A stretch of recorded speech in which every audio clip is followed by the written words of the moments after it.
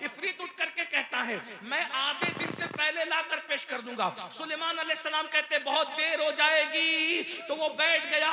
उसके बाद सुलेमान अलैहिस्सलाम के वजीर हजरत आसिफ बिन बरकिया उठे। उठने के बाद कहा मालिक मैं लाऊंगा। आपने फरमाया तुम कब लाओगे आसिफ? तो उन्होंने कहा आपकी पलक झपकने से पहले मैं तख्ते सुलेमान लाकर, मैं तख्ते बिल्किस लाकर पेश कर दूंगा। पता चला क्या, आपकी पलक झपकने से पहले 1 महीना जाने को लगता है, 1 महीना आने को लगता है। तख्त इतना बड़ा है, लाएगा कौन? अल्लाह का वली लाएगा। लोग कहते हैं ये कहानी किससे? देखो ये कुरान है, कुरान। मैं आपके सामने पहली बार पेश कर रहा हूं। हज़रत सुलेमान अलैहिस्सलाम को इत्तला मिली कि एक औरत है जो मलका सबा है और वो पूरे मुल्क पे, यमन पे हुकूमत करती है। और ये खबर किसने दी पता है? ये खबर हुदूद ने दी। किसने दी? हुदूद ने। अब सूरतुन नमल का खुलासा पेश करने लगा। उलमा की तवज्जो चाहता हूं, दुआ के लिए।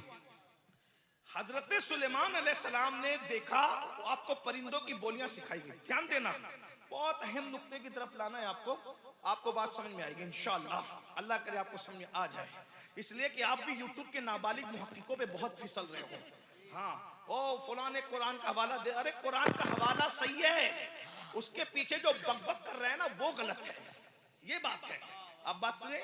हाँ, यानी कि पैकिंग बहुत खूबसूरत है, लेकिन अंदर जो गलाजत भर के दे रहा है ना वो उस तक आपकी नजर नहीं जा रही है। उलमा का तड़पना इसलिए है, उलमा का बिलकना इसलिए है, वरना तुम्हारा गुमराह होना उलमा को नुकसान नहीं पहुंचा सकता। हर बंदा अपने अमाल का जवाब दे है, मगर उलमा की जिम्मेदारी है कि तुम्हारी रहनुमाई करें। याद रखना, पैकिंग खूबसूरत है, अंदर आप मुझे बताइए ये पैकिंग बहुत खूबसूरत है, इसमें चीज भी यकीनन अच्छी ही होगी, मुझे यकीन है, क्योंकि अच्छे लोगों ने दिया है। मगर ऐसी ही पैकिंग में कोई जो है वो जानवर के छिछड़े भर करके दे दे, तो बताइए क्या बंदा अंदर इसको पहचान पाएगा? जब तक खुलेगा नहीं। अब मुझे बताएं, घर जाके खोल के सदमा कौन करे मेरे भाई? पैकिंग पर मत फिसलो। अरे ये गिफ्ट तो घर जाके खुल जाएगा, लेकिन ये जो पैकिंग में तुम्हें दे रहे हैं वो तो कयामत से पहले खुल ही नहीं सकता। तो घर जाके कोई पछताएगा तो भी उसको वक्त रहेगा, तुम तो कयामत में पछताओगे, तुम्हारे पास वक्त कहां रहेगा। इसलिए अपने बुजुर्गों के नक्शे कदम पे रहो, अपने बुजुर्गों के मसलक पे रहो। ये सब नए नए जो दुकानें खुली हैं, कोई दम नहीं है, बातें बड़ी बड़ी है। मेरे भाइयों, जिनको उर्दू और अरबी सही बोलना नहीं आती, उन लोगों के मसलून पे फिसल रहे हो तुम। अल्लाह अकबर, वो फलां साहब ने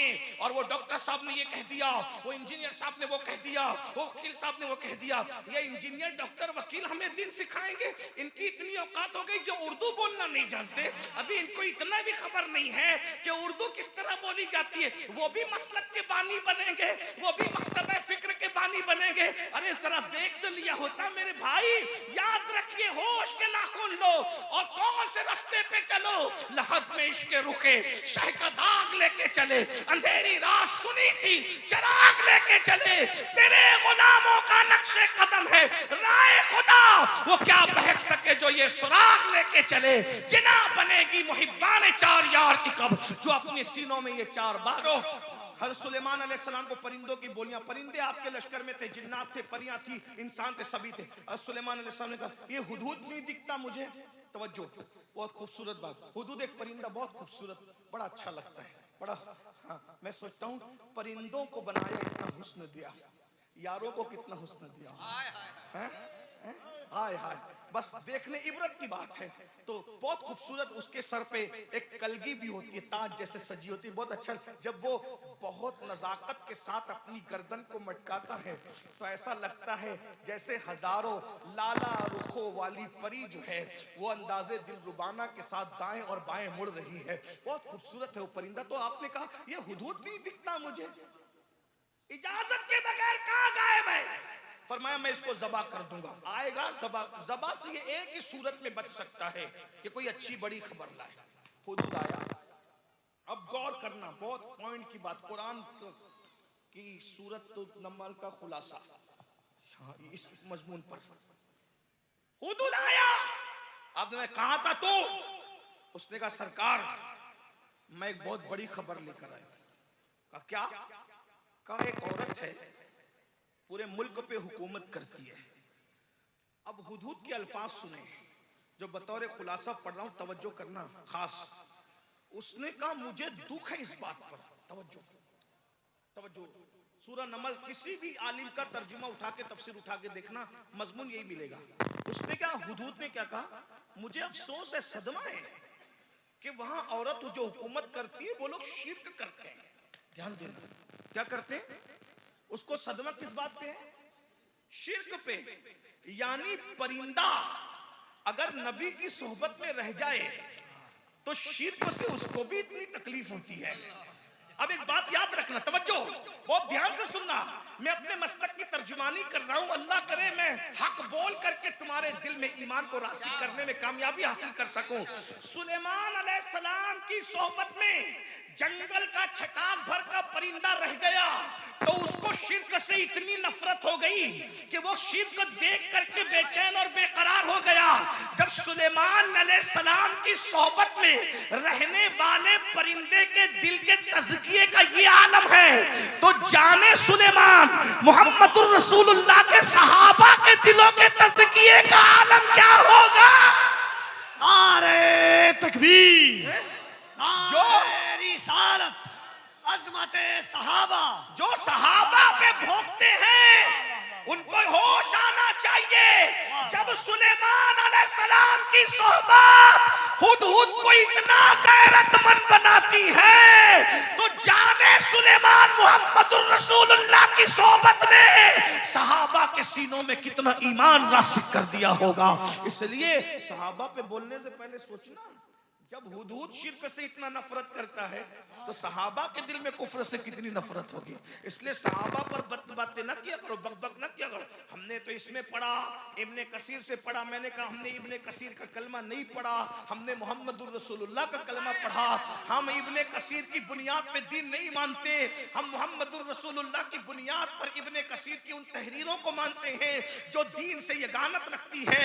ये बात अच्छी तरह याद रखना। तो बात किताबों के हवाले देने से पहले आपको अपने बुजुर्गों के नक्शे कदम को ढूंढना चाहिए। बहरहाल पर्स क्या कर रहा था, हुदूद ने जब ये कहा, सुलेमान अलैहिस्सलाम ने उसको खत लिखा। किसको? वो जो खातून मुल्क यमन पे हुकूमत करती थी, वो खातून भी अजीब थी, उसका नाम बिल्कीस था। वो उसकी माँ या बाप दोनों में से कोई एक जिन्नात में से था, तो उसका पूरे इंसानों जैसा वजूद था और पैर उसके जो है वो बकरियों की तरह थे, जानवरों की तरह। बहरहाल वो छुपा के रखती थी, नीचे लटका के रखती थी ताकि किसी को पता ना चले। बहुत ज़हीन औरत थी वो, बहुत ज़हीन खातून थी वो। आपने खत लिखा, कहा तुम लोग जो है वो फर्मा बरदार होकर के आ जाओ वरना हम तुम पे चढ़ाई करेंगे। तो उस औरत ने कहा कि अगर वो नबी होगा, तवज्जो, नबी होगा, नबी होने का दावा कर रहे हैं ना, नबी होगा तो वो ईमान ही कबूल करेगा, तोहफा कबूल नहीं करेगा। और मीरा बादशाह होगा तो तोहफा लेकर के हमारे साथ सुलह कर लेगा। उसने पहले तोहफे भेजे, सुलेमान अलैहिस्सलाम ने कहा तोहफा नहीं चाहिए, ईमान चाहिए। अब बिल्किस आने के लिए तैयार हुई। बस अब इतना वाकया मैंने बस आपके सामने जोड़ने के लिए, दिमाग जोड़ने के लिए, जहन जोड़ने के लिए रखा। अब बिल्किस आ रही है, 7 कमरों में उसका एक बहुत बड़ा तख्त था जिसको हुदहुद ने अर्श अजीम कहा है। अर्श अजीम कहकर कुरान ने फिर उसको जो है वो हिकायतन नकल फरमाया है। फिर क्या हुआ, इधर वो औरत चली, बिल्किस खातून चली मिलने के लिए सुलेमान अलैहिस्सलाम से। हुदूद ने यही बताया कि उसका तख्त बहुत बड़ा है, 7 कमरों के अंदर वो कैद है, उसने ताले लगा के रखे। सुलेमान अलैहिस्सलाम ने अपनी कौम से कहा, अपनी फौज से कहा कि भाई ये बिल्किस का तख्त तो उसके आने से पहले मुझे चाहिए, कौन ला करके देगा। बस बात अब पूरी होने वाली है, तवज्जो फरमाए। वली की शान कुरान बयान कर, मैं खुलासा पढ़ रहा हूँ। अभी मैंने सच्ची हिकायत का हाथ को हाथ नहीं लगाया। जो हमको ताना देते हैं ना कि ये लोग कहानी किस्सा करते हैं, असल में हम वाक़यात इसलिए बयान करते हैं ताकि कौम को फहम आए, वरना हम भी मुंह में जबान रखते हैं। ऐसा नहीं कि कुरान और हदीस के उलूम अहले सुन्नत के पास नहीं है, जितना अहले सुन्नत के पास है उतना किसी के पास नहीं है। तो उसका मफहूम सुन ले। वो तख्ते बिल्किस सुलेमान अलैहिस्सलाम कहते हैं कौन लाएगा, तो इफरीत के एक उठा, इफरीत जिन्नातों में से था, इफरीत जिन्नातों में से उठा और उठ करके कहते हैं सरकार मैं लाऊंगा। कितने वक्त में लाएगा? उसने कहा आपकी महफिल खत्म होने से पहले पहले लाऊंगा। सुलेमान अलैहिस्सलाम ने कहा बहुत देर हो जाएगी, इतनी देर नहीं चाहिए। महफिल शुरू होती थी तुलुए आफ्ताब के वक्त, खत्म होती थी जवाल के वक्त। समझ में आया? यानी आधे दिन तक आपकी महफिल चलती थी। तो उस जिन्नात ने कहा मुल्क शाम से, सुलेमान अलैहिस्सलाम का दरबार कहां लगा? मुल्क शाम में। तख्त कहां है? यमन में। अब समझ में आई बात? मुल्क शाम से यमन जाना है, तख्त लाना है, वो भी 7 कमरों के अंदर ताले के अंदर कैद किया हुआ है, वो भी शाही ताले हैं। याद रखना, ये वीर भूम के ताले नहीं, शाही ताले हैं। अल्लाह अकबर। इफरीत उठ करके कहता है मैं आधे दिन से पहले लाकर पेश कर दूंगा। सुलेमान अलैहिस्सलाम कहते बहुत देर हो जाएगी, तो वो बैठ गया। उसके बाद सुलेमान अलैहिस्सलाम के वजीर हजरत आसिफ बिन बरकिया उठे। उठने के बाद कहा मालिक मैं लाऊंगा। आपने फरमाया तुम कब लाओगे आसिफ? तो उन्होंने कहा आपकी पलक झपकने से पहले मैं तख्ते सुलेमान लाकर, मैं तख्ते बिल्किस लाकर पेश कर दूंगा। पता चला क्या?